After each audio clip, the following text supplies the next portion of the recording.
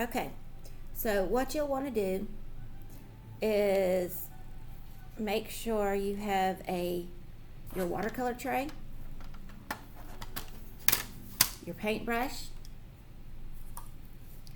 cup of water,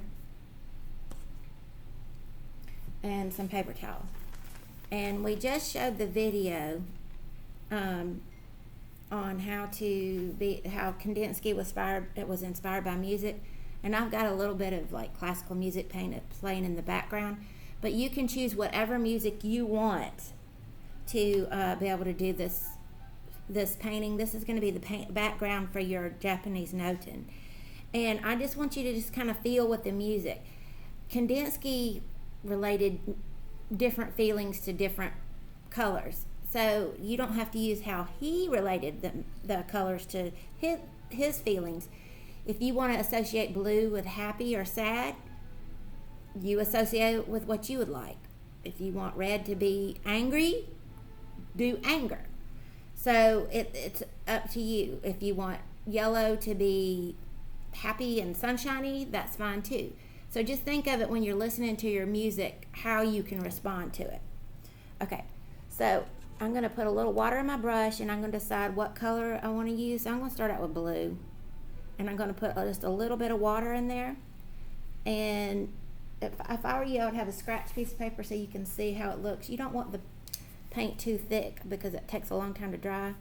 So I'm just going to start painting however the music makes me feel. And then the more water you put in it, the lighter it gets.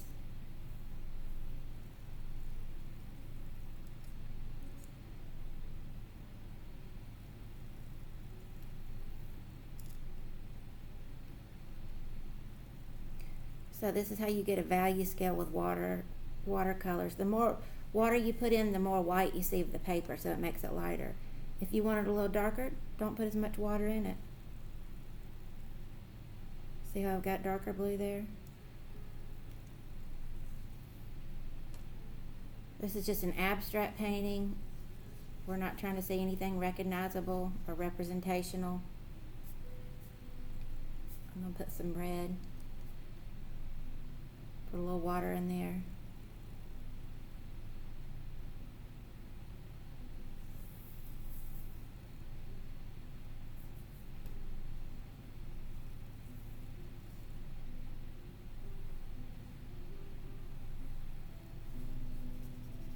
And you can have white showing too. You're just using color to make lines and shapes.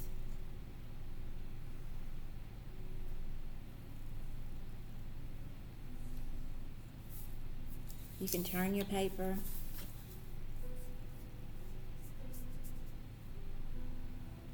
You don't want to put too much water because you don't want to saturate your paper.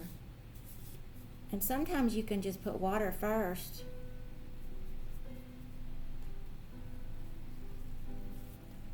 And then pick the color up that you want to use and see what happens. It kind of just follows wherever the water is.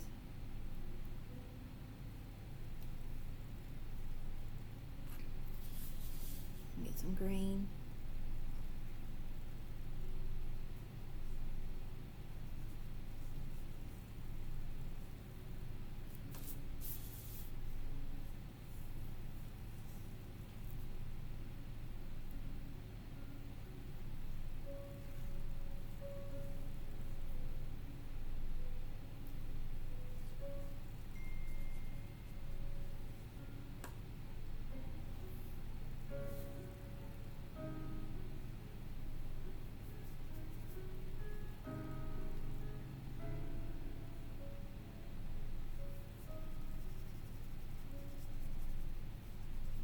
You want the colors kind of muted,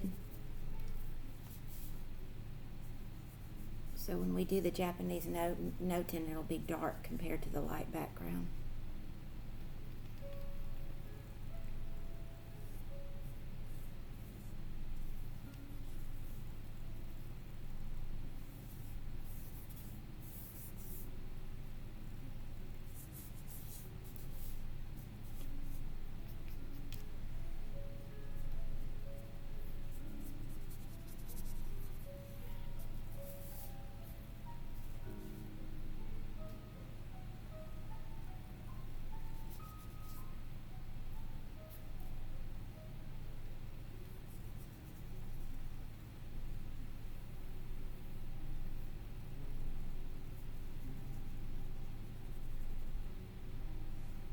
So like I said, the more water you put in it, the lighter it's going to get. If you want it to be a little darker, to have some darker edges in it, you can do that as well.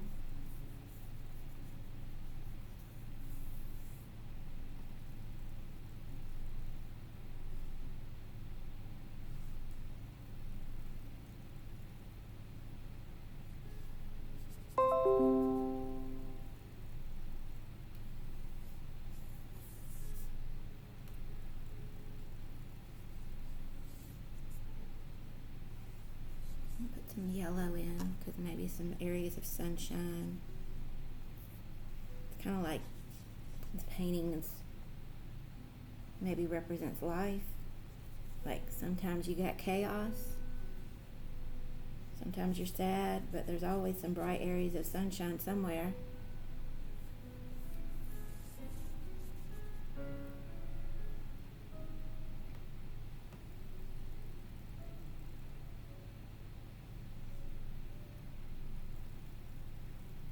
So you want to fill it up. You can, like I said, you can have some white areas, but you don't want the whole thing white. I want some purple in there too.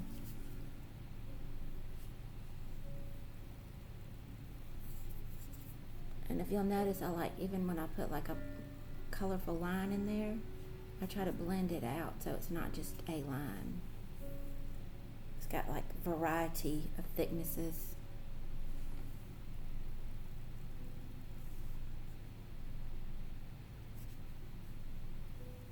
And I like to overlap my colors too.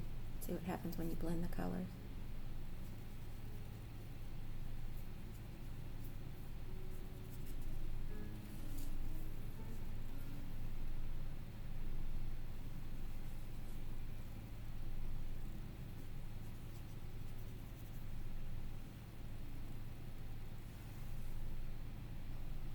See, that's real dark.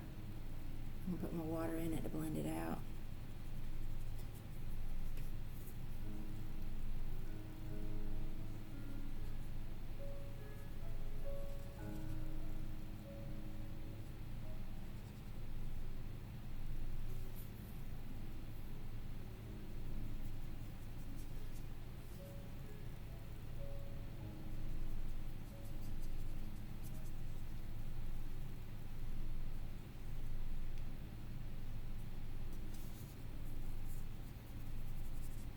Just kind of spend some time feeling through your music. Like I said, you could choose whatever music you decide to listen to while you're doing this. I chose Mozart because that's what Kandinsky, he did. He kind of went with classical music. Of course, one of the commercials comes on and messes up my groove.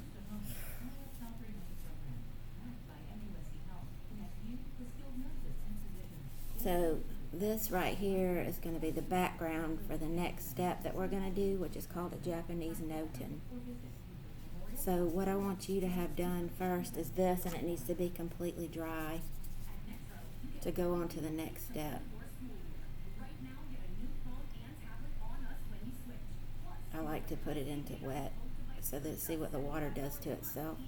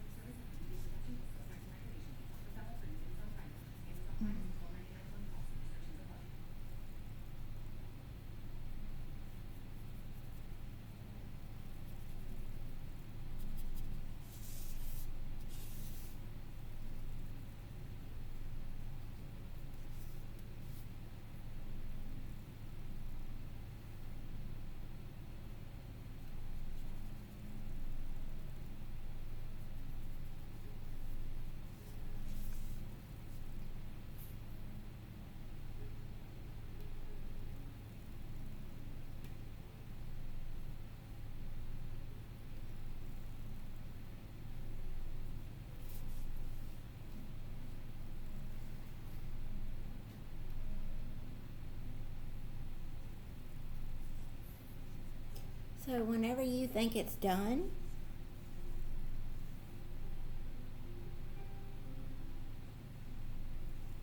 call it done. If you feel like it needs to be blended out more, blend it out. Remember, it's abstract. Abstract means there's nothing representational.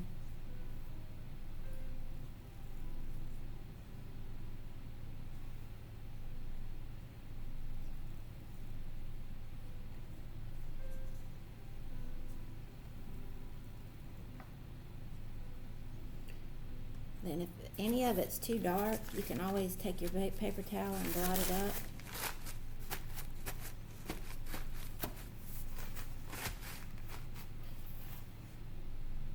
I may add some more. I may just leave it like this.